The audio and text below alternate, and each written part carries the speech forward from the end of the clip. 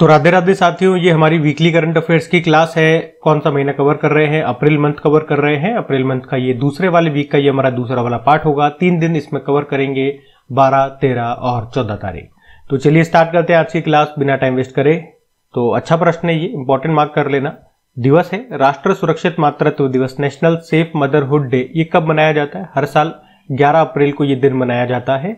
किनकी जयंती होती है? तो महात्मा गांधी जी की जो वाइफ थी, पत्नी थी, कस्तूरबा गांधी, उनकी जयंती को ये दिवस हम मनाते हैं। थीम क्या है? स्वस्थ शुरुआत, आशावादी भविष्य, हेल्दी बिगिनिंग, होपफुल फ्यूचर। और वैसे 11 अप्रैल को एक और दिवस होता है, विश्व पार्किंसन दिवस। पार्किंसन रोग के बारे में जागरूकता बढ़ाने के लिए ये दिन मनाते हैं। तो 11 अप्रैल को ये 2 दिन हो गए, इनको ध्यान में रखना। अगला देखते हैं। अगले में पूछ रहे भी राष्ट्रपति द्रौपदी मुर्मू जी को किस देश में मानद डॉक्टरेट की उपाधि से सम्मानित किया गया? तो इसका सही उत्तर हो जाएगा स्लोवाकिया। आपको बताया अभी द्रौपदी मुर्मू जी 2 देशों की यात्रा पर गई हुई थी। पुर्तगाल गई थी, उसके बाद ये स्लोवाकिया गई। जब स्लोवाकिया ये गई तो वहां के कॉन्स्टेंटाइन द फिलोसफर यूनिवर्सिटी ने मानद डॉक्टरेट की उपाधि से उनको सम्मानित किया। और द्रौपदी मुर्मू जी स्लोवाकिया की यात्रा करने वाली दूसरी भारतीय राष्ट्रपति भी बन गई हैं। इससे पहले जब वो पुर्तगाल गई थी तो पुर्तगाल की जो कैपिटल होती है लिस्बन, तो लिस्बन शहर का मानद नागरिक उनको बनाया गया था और लिस्बन शहर की प्रतिष्ठित की ऑफ ऑनर से भी उनको सम्मानित किया गया था। ठीक है, तो ये दोनों ध्यान में रखना। बाकी स्लोवाकिया न्यूज में है, मैं एक बार आपको ले चलता हूं। कंट्री न्यूज में है ना, तो कंट्री देख लो। ये यूरोपियन कंट्री है स्लोवाकिया। कैपिटल इसके ब्रातिस्लावा होती है, करेंसी होती है यूरो, प्रेसिडेंट है पीटर पेलेग्रिनी। ध्यान रखना। अगला देखते हैं। फिर अगले में पूछ रहे हैं अभी किस देश ने रिकॉर्ड समय में दुनिया का पहला 3D प्रिंटेड ट्रेन स्टेशन बना दिया है? तो आंसर हो जाएगा जापान ने। तो वेस्ट जापान रेलवे कंपनी ने, जापान में एक शहर है अरीदा शहर, वहीं पे ये पहला 3D प्रिंटेड ट्रेन स्टेशन बना दिया। इससे पहले ये लकड़ी का बना हुआ था। मात्र 6 घंटे के अंदर रिकॉर्ड समय में इन्होंने ये कारनामा कर दिया। उस स्टेशन का नाम है हत्सुशिमा स्टेशन। तो सिंपल से एक लाइन में याद रखना, किस देश ने रिकॉर्ड समय में दुनिया का पहला 3D प्रिंटेड स्टेशन बना दिया? तो आंसर होगा जापान ने। अगला देखते हैं। फिर अगले में पूछ रहे हैं वित्त वर्ष 2024-25 में देश की कुल स्थापित अक्षय ऊर्जा क्षमता कितनी हो गई है? तो आंसर हो जाएगा 220.10 गीगावाट हो गई है। तो अभी केंद्रीय अक्षय ऊर्जा मंत्रालय ने अक्षय ऊर्जा की स्थिति के बारे में नए डेटा जारी किए हैं। उसमें बताया कि फाइनेंशियल ईयर 2024-25 में यानी कि 31 मार्च 2025 तक देश में कुल स्थापित अक्षय ऊर्जा रिन्यूएबल एनर्जी क्षमता कैपेसिटी हो गई है 220.10 गीगावाट। पिछले वित्त वर्ष की बात करेंगे, लास्ट टाइम की फाइनेंशियल ईयर 2023-24 की, तो ये कैपेसिटी हमारे पास कितनी थी? 198.75 गीगावाट। तो अभी बढ़ गई है ना। कितनी बढ़ी है? बढ़ोतरी कितनी हुई है? 29.52 गीगावाट की। इसके अलावा अंतरिक्ष अक्षय ऊर्जा एजेंसी ने कहा कि 2024 में चाइना, अमेरिका और ब्राजील के बाद भारत दुनिया में चौथी सबसे बड़ी अक्षय ऊर्जा क्षमता वाला देश होगा। और भारत सरकार का एक लक्ष्य भी याद रखना, 2030 तक 500 गीगावाट अक्षय ऊर्जा का हमारा लक्ष्य है 2030 तक। ठीक है, तो ये 2-3 पॉइंट्स है यहाँ पे, इनको ध्यान में रखना। अगला देखते हैं। फिर अगले में पूछ रहे अभी 15 अप्रैल को ही महिला सुरक्षा और सशक्तिकरण पर स्तरीय शिखर सम्मेलन 2025 की मेजबानी ये कौन करेगा? तो आंसर हो जाएगा हैदराबाद। तो हैदराबाद सिटी सिक्योरिटी काउंसिल ये स्तरीय शिखर सम्मेलन की मेजबानी करेगा और ये इस बार इसका दूसरा संस्करण होगा, याद रखना। मतलब हो चुका है, अभी 15 अप्रैल को हो चुका है ये। तो ये समिट महिलाओं की सुरक्षा पर केंद्रित था। दूसरा संस्करण इस बार हुआ कहां पे? हैदराबाद में। अगला देखते हैं। फिर अगले प्रश्न में पूछ रहे कि संयुक्त राष्ट्र ने एक रिपोर्ट जारी की है जिसका नाम है ट्रेडर्स इन मैटरनल मोर्टेलिटी सन 2000 से लेकर 2023 तक। इसमें भारत कौन से स्थान पर है? तो भारत इसमें दूसरे स्थान पर है। तो रिपोर्ट का नाम क्या है? ट्रेंड्स इन मैटरनल मोर्टेलिटी सन 2000 टू 2023, यूनाइटेड नेशन ने जारी किया है। अच्छा, मातृ मृत्यु दर का मतलब क्या हो गया इंग्लिश में बोलोगे? तो मैटरनल मोर्टेलिटी रेशो। तो 1 लाख जीवित बच्चों पर मृत माताओं की संख्या ये बताती है MMR को। और इसी के हिसाब से टॉप कंट्री बताया गया है नाइजीरिया। मतलब सबसे ज्यादा यहाँ पे मातृ मृत्यु दर है, कितनी है? 28.7% के साथ नाइजीरिया इस लिस्ट में टॉप पर है। भारत दूसरे स्थान पर है। भारत दूसरा स्थान साझा करता है, शेयर करता है डेमोक्रेटिक रिपब्लिक ऑफ कॉन्गो के साथ। मतलब ये दोनों देश दूसरे स्थान पर है। तीसरे स्थान पर पाकिस्तान है।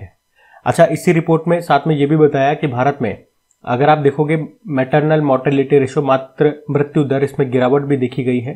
सन 2000 में अगर बात करेंगे तो यहाँ पे ये डेटा था 362 का, और सन 2023 में अगर आप देखोगे तो अभी ये घट के 80 रह गया है।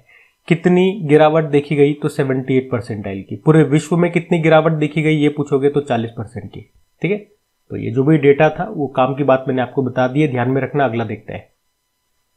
फिर अगले में पूछ रहे हैं स्काईट्रैक्स वर्ल्ड एयरपोर्ट अवार्ड्स 2025 में किसे सर्वश्रेष्ठ हवाई अड्डे का खिताब मिला है? तो आंसर होगा चांगी अंतरराष्ट्रीय हवाई अड्डा।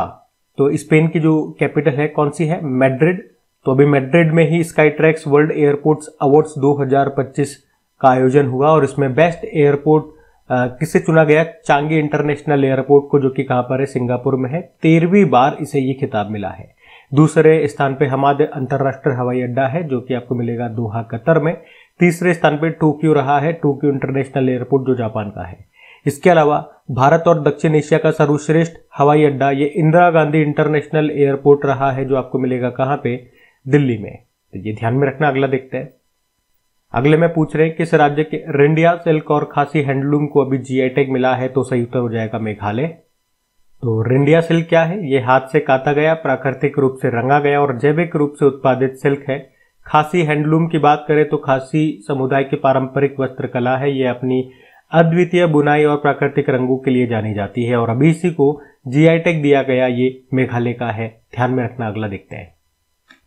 फिर अगले में पूछ रहे हैं अभी आईपीएल में 1000 चौके और छक्के लगाने वाले पहले खिलाड़ी कौन बन गए हैं? तो आंसर हो जाएगा विराट कोहली बन गए हैं। तो अभी जो आईपीएल चल रहे हैं आपको पता है आरसीबी के प्लेयर हैं विराट कोहली, और आईपीएल में अभी 1000 चौके और छक्के लगाने वाले वो पहले खिलाड़ी बन गए हैं। ये उपलब्धि अभी उन्होंने हासिल की है बेंगलुरु में एम चिन्नास्वामी स्टेडियम में दिल्ली कैपिटल के खिलाफ खेलते हुए। इन 1000 में आप देखोगे तो 721 तो चौके हैं और 279 छक्के हैं।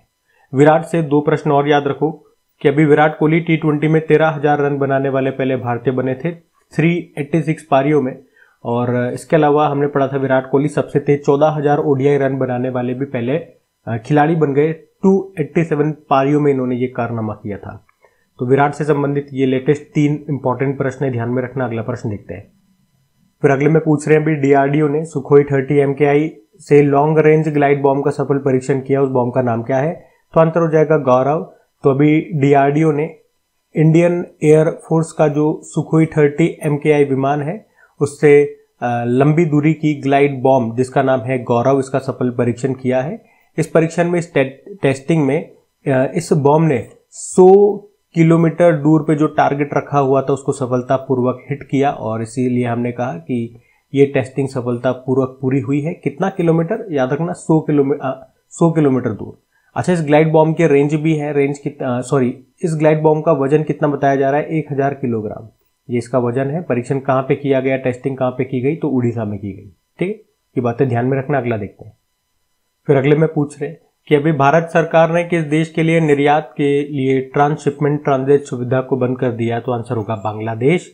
ट्रांसशिपमेंट फैसिलिटी का क्या मतलब हो गया? इसको आप ऐसे समझो, ये भारत हो गया, ये भारत का यहाँ पे कोई पोर्ट, कोई बंदरगाह हो गया, और यहाँ पे इधर बांग्लादेश है। अब मान लो ये यहाँ पे बंगाल की खाड़ी है, यहाँ पे अरब सागर होगी। जो मदरशिप होती है, मदरशिप के बारे में आपने सुना होगा, जो बड़ी बड़ी शिप होती है उनको गहरा पानी चाहिए होता है चलने के लिए, और अब मान लो बांग्लादेश को अपना कोई सामान दूसरे देशों में एक्सपोर्ट करना है, तो एक्सपोर्ट करने के लिए इसे अपना सामान इसमें डालना होगा, फिर ये आगे दूसरे देशों में लेकर के जाएगा।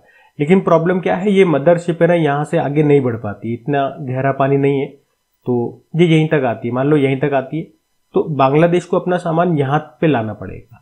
यहाँ पे लाने के लिए क्या करता है, छोटे छोटे जहाजों में अपना सामान लेकर के आएगा और यहाँ पोर्ट पे खाली कर देगा, हमारे बंदरगाहों पे खाली कर देगा। फिर जब भी ये मदरशिप आएगी, ये सामान यहाँ से यहाँ पे लोड कर दिया जाएगा, फिर ये आगे दूसरे देशों में इसके सामान को लेकर के चला जाएगा।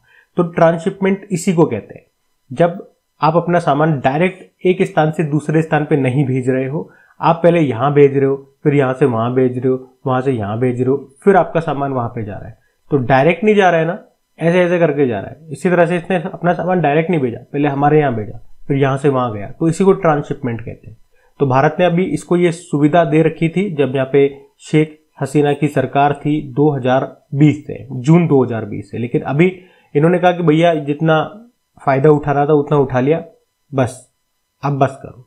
लेकिन 2 छूट हमने दे दिए कि नेपाल और भूटान को जो आप अपना सामान भेजना चाहते हो, आप उसके लिए भारत की लैंड को, भारत की भूमि को इस्तेमाल कर सकते हो।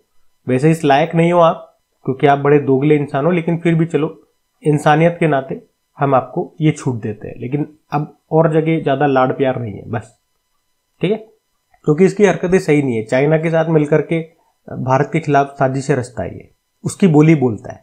आस्तीन का सांप आप कह सकते हो, हमारा ही खाता है, मतलब हमारा ही इस्तेमाल करता है, और बोली ये चाइना की बोलता है। अगला प्रश्न देखते हैं। देखो अगले में क्या पूछ रहे थे। अभी अंतरराष्ट्रीय सौर गठबंधन के कंट्री पार्टनरशिप फ्रेमवर्क पर हस्ताक्षर करने वाला पहला अफ्रीकी देश कौन सा बन गया, तो आंसर हो जाएगा मॉरिशस। तो इंटरनेशनल सोलर अलायंस की बात करें, अच्छा, इंटरनेशनल सोलर अलायंस के अंदर ही एक एग्रीमेंट होता है जिसे कहते हैं कंट्री पार्टनरशिप फ्रेमवर्क, और अभी इसी में शामिल होने वाला, इसमें साइन करने वाला चौथा देश बन गया मॉरिशस, या आप यूं भी कह सकते हो कि इसमें साइन करने वाला ये पहला अफ्रीकी देश बन गया है। टोटल अभी इसमें 4 देश हो चुके हैं, कौन कौन से वो बता दूं, बांग्लादेश, क्यूबा, भूटान और अभी शामिल हो गया मॉरिशस। ये जो कंट्री पार्टनरशिप फ्रेमवर्क है, इसके बारे में आप जानना चाहते हो तो इसका उद्देश्य क्या है, सदस्य देशों को उनके सौर ऊर्जा लक्ष्यों को प्राप्त करने में सहायता करना। एक इंटरनेशनल सोलर अलायंस का टारगेट भी आप याद रखो, 2030 तक सौर ऊर्जा निवेश के लिए $1 ट्रिलियन का हमारा टारगेट है। इंटरनेशनल सोलर अलायंस, इसका हेडक्वार्टर आप जरूर याद रखना, जो आपको मिलेगा भारत में, गुरुग्राम हरियाणा में। और नए डायरेक्टर जनरल बन गए हैं, वो नाम जरूर याद रख लो, ये तो पुराने हो गए, नए बन गए अभी मार्च से ही, आशीष खन्ना उनका नाम है, ठीक है। अगला देखते हैं। फिर अगले में पूछ रहे हैं कि दुनिया के जंगलों का मानचित्रण मैपिंग करने के लिए अभी बायोमास मिशन को कौन लॉन्च करेगा, तो यूरोपियन स्पेस एजेंसी लॉन्च करेगा। तो याद रखना, यूरोपियन स्पेस एजेंसी ये बायोमास मिशन को लॉन्च करेगा। उद्देश्य क्या है, दुनिया के जंगलों का मानचित्रण करना, मैपिंग करना, ताकि उनके बायोमास की निगरानी कर सके और जलवायु परिवर्तन में उनकी भूमिका का अध्ययन कर सके। यूरोपियन स्पेस एजेंसी के बारे में जान लेते हैं। स्थापना होती है 1975 में, पेरिस फ्रांस में हेडक्वार्टर है, डायरेक्टर जनरल है जोसेफ एशबेकर, ठीक है। अगला देखते हैं। फिर अगले में पूछ रहे हैं अभी किसे committee of scientific advisers medal of achievement से सम्मानित किया गया, तो आंसर होगा डॉक्टर अम्बरीश मित्तल को। डॉक्टर अम्बरीश मित्तल की बात करें, भारतीय एंडोक्राइनोलॉजिस्ट हैं, और अभी ऑस्टियोपोरोसिस शोध में, रिसर्च में उनके योगदान के लिए अभी इंटरनेशनल ऑस्टियोपोरोसिस फाउंडेशन ने अभी 2025 के committee of scientific advisers medal of achievement से उनको सम्मानित किया। ये पुरस्कार रोम इटली में दिया गया। अच्छा, ऑस्टियोपोरोसिस रोग में क्या होता है, इसका संबंध हड्डी से है, बोन से है, जिसमें क्या होता है, जो हमारी हड्डी होती है, इस बीमारी में जो भी पीड़ित व्यक्ति है उसकी हड्डी बहुत कमजोर हो जाती है, हल्की सी चोट भी लग जाएगी ना तो इसमें क्रैक आ जाता है। तो उसी में अभी शोध के लिए, रिसर्च के लिए इनको ये सम्मान मिला है। नाम याद रखना, डॉक्टर अम्बरीश मित्तल है, और 2015 में पद्म भूषण भी इनको मिल चुका है, ये भी ध्यान रखना। अगला देखते हैं। बाकी ये अच्छा प्रश्न है, एग्जाम में कई बार पूछा जा चुका है। विशु त्योहार कहाँ पे मनाया जाता है, सिंपल से याद रखो, ये केरल में मनाया जाता है, और मलयाली लोगों का ये नववर्ष होता है, अप्रैल महीने में पड़ता है, ये इस बार 14 अप्रैल को मनाया गया। विशु त्योहार सिंपल से याद रखो, कहाँ पे, केरल में। अगला देखते हैं। फिर अगले में पूछ रहे हैं अभी चर्चा में रहा 1997 का ओटावा कन्वेंशन का संबंध किससे है, तो आंसर होगा लैंड माइन पर प्रतिबंध लगाने से। तो ओटावा कन्वेंशन, जिसे माइन बैन संधि के नाम से भी जानते हैं, ये एक अंतर्राष्ट्रीय समझौता है जो कि एंटी पर्सनल लैंड माइन के इस्तेमाल, उसके भंडारण, उत्पादन पर प्रतिबंध लगाता है। ये संधि दिसंबर 1997 में अपनाई गई थी और मार्च 1999 में लागू हुई थी। अभी ये न्यूज में क्यों है, क्योंकि 5 देश हैं वो इससे बाहर होने की घोषणा कर चुके हैं, जिसमें से तो बाल्टिक कंट्रीज ये 3 हैं, लातविया, एस्टोनिया, लिथुआनिया, एक फिनलैंड और एक पोलैंड है। इसको मैप में मैं आपको समझा देता हूँ और कारण भी बताता हूँ, आपको समझ में आ जाएगा। ये रशिया है, और रशिया से आप क्या जानते हो, अभी रशिया और यूक्रेन के बीच में बहुत समय तक आक्रमण चला, युद्ध हुआ। अभी वैसे सीज फायर की बात हो गई है, शांति समझौते की बात हो गई है इनके बीच में, लेकिन आप देखोगे तो ये रशिया फिनलैंड के बीच की बाउंड्री, और ये एस्टोनिया हो गया, लातविया हो गया, ये लिथुआनिया हो गया, पोलैंड हो गया। अब ये देश क्या कह रहे हैं आपस में मिलकर के, भाई बेलारूस तो इसका फ्रेंड कंट्री है ना, तो इनको डर है कि अब यूक्रेन से रशिया फ्री हो चुका है, अब हो सकता है भविष्य में ये हम पे आक्रमण कर दे, तो इसीलिए हम चाहते हैं कि हमारी बाउंड्री पे हम लैंड माइनिंग कर दें, और उसके लिए हमें इस कन्वेंशन से बाहर होना पड़ेगा, क्योंकि उस कन्वेंशन में रहते हैं तो हमारे पर प्रतिबंध है, या हम लैंड माइनिंग नहीं कर सकते, यही उसका नियम था। तो इसीलिए ये उस ओटावा कन्वेंशन से बाहर हो रहे हैं। आप कहोगे फिनलैंड ठीक है, एस्टोनिया भी ठीक है, लातविया भी ठीक है, लेकिन लिथुआनिया पोलैंड की तो सीमा रशिया से लगी नहीं रही है। फिर ये क्यों? आप यहाँ पे देखो, ये एक टुकड़ा आपको दिख रहा है, ये रशिया ऑक्यूपाइड लैंड है, तो ये रशिया का है, तो इस कारण से आप कह सकते हो उसकी सीमा रशिया से लग रही है। इधर लिथुआनिया की भी सीमा रशिया से लग रही है, तो इसी कारण से ये 5 देश हो गए। इसी कारण से अभी ओटावा कन्वेंशन न्यूज में था। पूरा मैप से मैंने आपको समझा दिया, आपको समझ में आ गया होगा। अभी अगला प्रश्न देखते हैं। देखो फिर अगले में क्या पूछ रहे हैं, मानव अंतरिक्ष उड़ान दिवस ये कब मनाया जाता है? 12 अप्रैल को। आपको पता है 12 अप्रैल को क्या हुआ था? वो तारीख है 12 अप्रैल 1961 की, जब पहली बार किसी व्यक्ति ने अंतरिक्ष में प्रवेश किया था। वो पहले व्यक्ति कौन थे? Yuri Gagarin. वो कहां से थे? वो आप कह सकते हो यूएसएसआर से थे। और इसी कारण से हम 12 अप्रैल को ये दिवस मनाते हैं, अंतर्राष्ट्रीय मानव अंतरिक्ष उड़ान दिवस, international day of human space flight. अच्छा, ये तो पहले व्यक्ति थे। पहली महिला पूछेंगे, पहली महिला कौन थी? तो वेलेंटिना टेरेस्कोवा थी अंतरिक्ष में जाने वाली पहली महिला। तो ध्यान रखना, ये भी अगला देखते हैं। फिर देखो अगले में क्या पूछ रहे हैं कि 2031 में फीफा महिला विश्व कप की मेजबानी कौन सा देश करेगा? तो आंसर हो जाएगा अमेरिका करेगा। पूरी टेबल में आपको बता रहा हूं, सब आपको यहाँ पे नजर आ जाएगा। ये महिला विश्व कप वाला है, फीफा वुमेन्स वर्ल्ड कप। अभी जो पूछा गया आपसे प्रश्न वो 2031 का था। इस बार आप देख सकते हो ये इसका 11वां संस्करण होगा। कौन होस्ट करेगा? अमेरिका। और ये हम पढ़ चुके हैं 2035 वाला 12वां संस्करण ये होस्ट करेगा कौन? यूके। अब जो अगला होने वाला है 2027 में वो ब्राजील में होगा। और आपको बता दूं ये प्रश्न एग्जाम में आ चुका है। इससे पहले जो लास्ट एडिशन हुआ था, नवा एडिशन, वो ऑस्ट्रेलिया न्यूजीलैंड में हुआ था। इसको स्पेन ने जीता था, इंग्लैंड को हराया था। ये तो वुमेन्स वाले हो गए। मेंस वाले भी एक बार आप देखने लगे हाथ। अभी लास्ट एडिशन कतर में हुआ था, 22वां संस्करण, अर्जेंटीना जीता था, फ्रांस को हराया था। अब जो अगला होगा 2026 में 23वां संस्करण 3 देशों में होगा, कनाडा, मैक्सिको और यूएस में। ठीक है, ध्यान रखना। ये अगला देखते हैं। फिर अगले में पूछ रहे हैं कि सांबा वट्ठल को अभी जीआई टैग दिया गया है, इसका संबंध किससे है? तो आंसर होगा मिर्च से। तो सांबा वट्ठल को अभी जीआई टैग दिया गया है, विरुद्धनगर तमिलनाडु की ये मिर्च है। ये अपने लाल रंग और अलग स्वाद और कम तीखेपन के लिए जानी जाती है। साउथ इंडिया में बहुत इसका इस्तेमाल किया जाता है खाने में। तो ये मिर्च है तमिलनाडु के विरुद्धनगर की, जिसको जीआई टैग मिल गया। इसी तरह से एक और मिर्च थी अभी न्यूज में, वारंगल तेलंगाना की चपाता मिर्च, इसको भी जीआई टैग मिला था।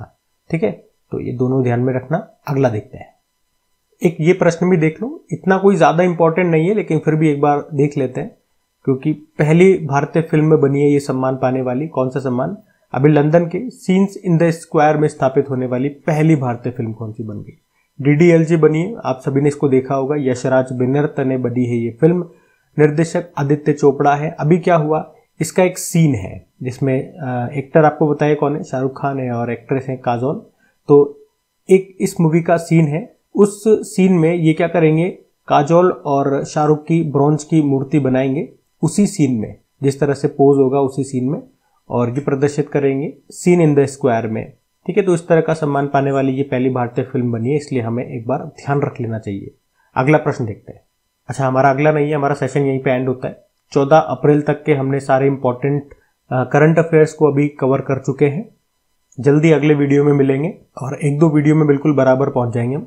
बाकी अगर सेशन अच्छा लग रहा है तो प्लीज वीडियोस को सपोर्ट जरूर करना, दोस्तों के साथ में शेयर जरूर करना, लाइक नहीं करा तो वीडियो को लाइक जरूर कर देना। आज के लिए इतना ही रखते हैं। राधे राधे।